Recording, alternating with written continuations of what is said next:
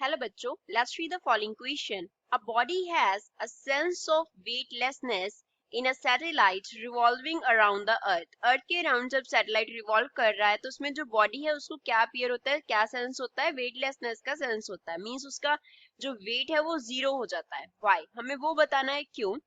So first of all we will talk about the key concept used in the question. इस question में क्या की concept use हो रहा है. तो क्वेश्चन में बात किसकी कर रहे हैं, हम वेटलेसनेस की बात कर रहे हैं.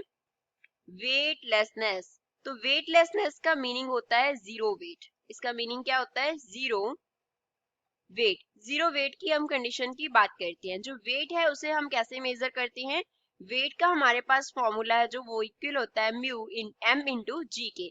एम जो है वो रेफर करता है मास ऑफ बॉडी को एंड जी जो है वो रेफर करता है एक्सेलेरेशन ड्यू टू ग्रेविटी को.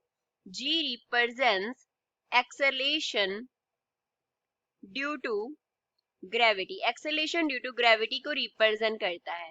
अब एक सैटेलाइट की अगर हम बात करें, अगर हम क्या कंसिडर कर रहे हैं, सैटेलाइट कंसिडर कर रहे हैं और सैटेलाइट के इनसाइड हमने एक बॉडी कंसिडर कर लिया, तो यहाँ पे क्या होता है, no contact forces. No contact forces, जो बॉडी है वो फ्री फॉल की स्टेट के अंदर आता है. सैटेलाइट को हम कंसिडर करते हैं कि वो फ्री फॉल की स्टेट में. अब इसको, इस कॉन्सेप्ट को हम समझते हैं. मान लो हमारे पास यहाँ पे हमने क्या रखा हुआ है, एक वेइंग मशीन रखा हुआ है. ये हमने क्या बना दिया, वेइंग मशीन.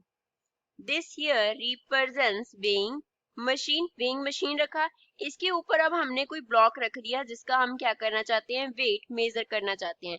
इसका जो मास है वो कैपिटल एम है. ये हमारे पास क्या है, ब्लॉक है एक.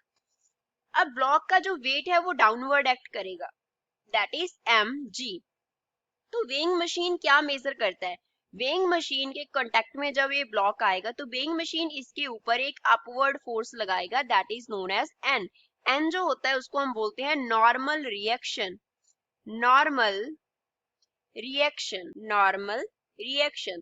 तो जो वेइंग मशीन की रीडिंग होती है वो नॉर्मल रिएक्शन की इक्वल होती है. जो रीडिंग होगा वेइंग मशीन का वो किसके इक्वल होगा, एन की इक्वल होगा, that is equals to the normal reaction. अब जो सैटेलाइट में बॉडी है वो किस स्टेट में है, फ्री फॉल की स्टेट में. फ्री फॉल की स्टेट में इसका मीन्स उसका किसी के साथ कांटेक्ट तो हो ही नहीं रहा. अब एन क्या है, नॉर्मल रिएक्शन क्या है, कांटेक्ट होने की वजह से एक्ट कर रहा है. So it is known as a contact force. ये कांटेक्ट फोर्स है.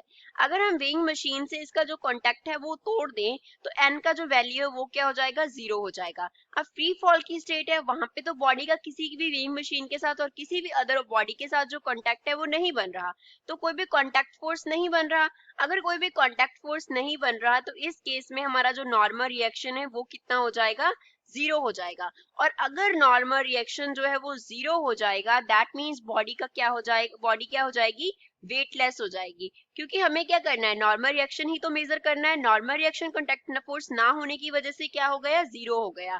तो बॉडी क्या हो जाएगी, वेटलेसनेस हो जाएगी. So body has a sense of weightlessness due to the reason of no contact forces, because no contact force is present. No contact force is present. So contact force नहीं है, इस वजह से बॉडी को क्या होता है, sense of weightlessness in a satellite. I hope you understood well. Thanks.